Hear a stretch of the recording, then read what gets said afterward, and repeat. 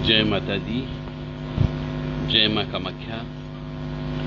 मां भगवती जगत जननी आदिशक्ति भवानी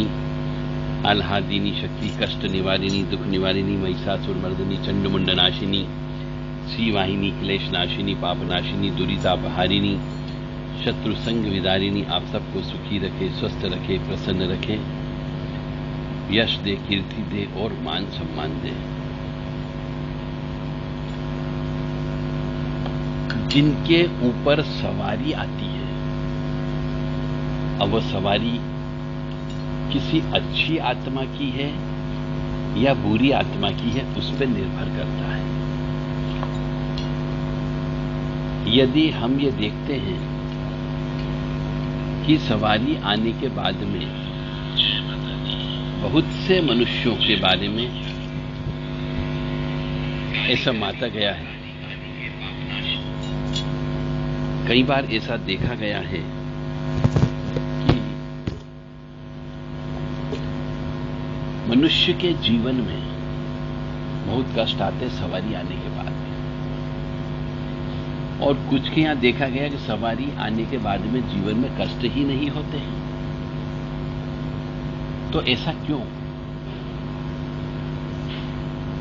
प्रश्न भी ये उठता है कि सवारी आने के बाद में बहुत से मनुष्यों का स्वास्थ्य खराब रहता है, बीमारियां लग जाती हैं, और कुछ मनुष्यों को देखा गया जिनके शरीर में सवारी आती है उसमें एक स्पेशल किस्म की ऊर्जा होती है, थकान नहीं होती है और वो अच्छे से कार्य करते हैं। तो क्या सत्यता है कि क्यों सवारी आने पर मनुष्य बीमार हो जाता है, क्यों बीमारी लग जाती है, क्यों शरीर खराब हो जाता है?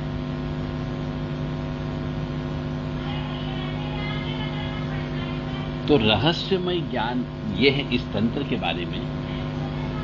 कि यदि किसी मनुष्य के शरीर में प्रेत आत्मा आती हो, खराब आत्मा आती हो, दूषित आत्मा आती हो, अशुद्ध आत्मा आती हो, राक्षसी प्रवृत्ति वाली आत्मा आती हो,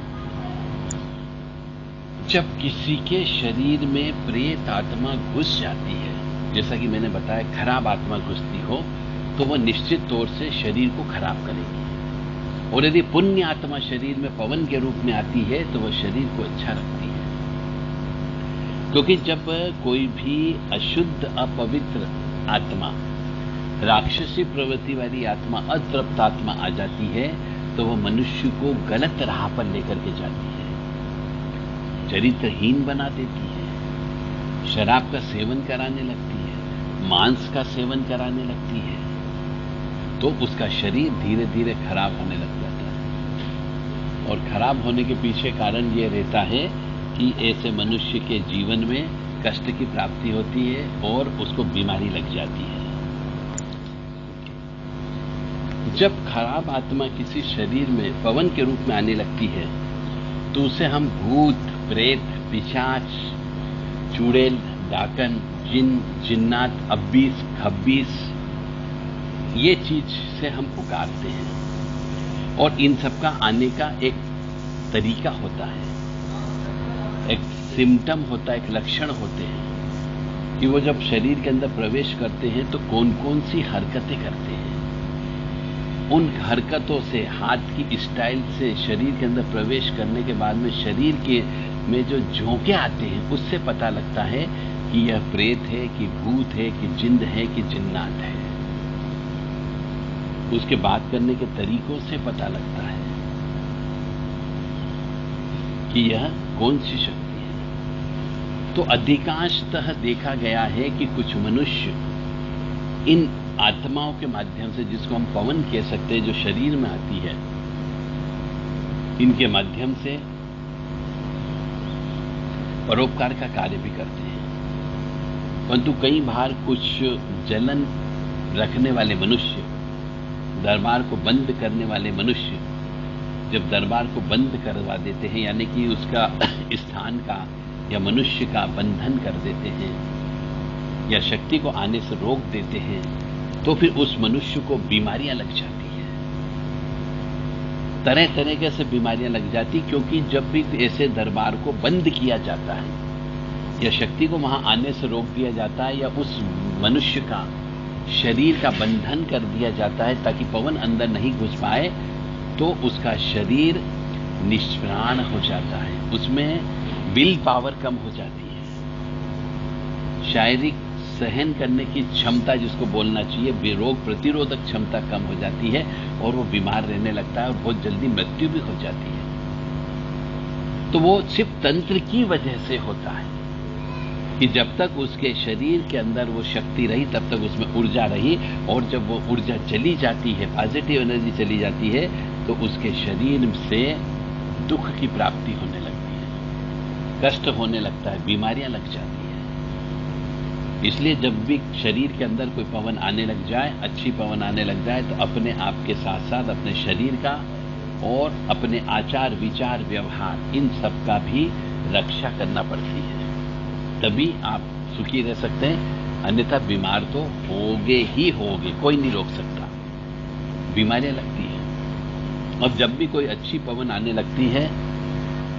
और यदि वो शरीर का चोला छोड़ देती किसी वजह से, आपकी गलती की वजह से, तो भी आपको तरह तरह की बीमारियां दे करके वो चली जाती है। इसलिए जिस महाशय जी ने यह प्रश्न किया है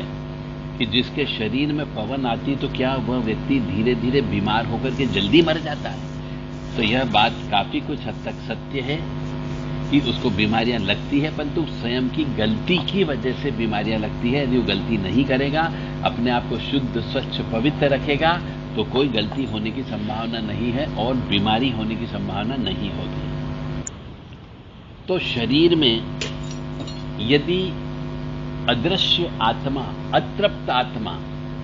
जल्लाद किस्म की आत्मा, प्रेत आत्मा यदि ये शरीर में प्रवेश कर जाती है तो बीमारियां अवश्य देती है, क्योंकि बहुत सी मनुष्य बीमारी की वजह से मरते हैं। कोई किडनी फेल होने की वजह से मरता है, कोई हार्ट अटैक होने से मरता है, कोई ज्यादा भोजन करने से मरता है, कोई जहर खाने से मरता है, कोई फांसी खाने से मरता है, तो किसी का लीवर फेल हो जाता है, किसी की किडनी फेल हो जाती है और किसी को कैंसर से मृत्यु हो जाती है, किसी की शुगर से मृत्यु हो जाती है। तो ऐसी आत्मा यानी उस शरीर का चोला छोड़ने के बाद, मरने के बाद में यदि वह अतृप्त आत्मा किसी अच्छे मनुष्य के ऊपर लग जाती है तो उसके ऊपर भी वैसी ही बीमारियां लगने लग जाती है और उसकी भी यदि ध्यान नहीं दिया तो उसकी भी मृत्यु हो जाती है।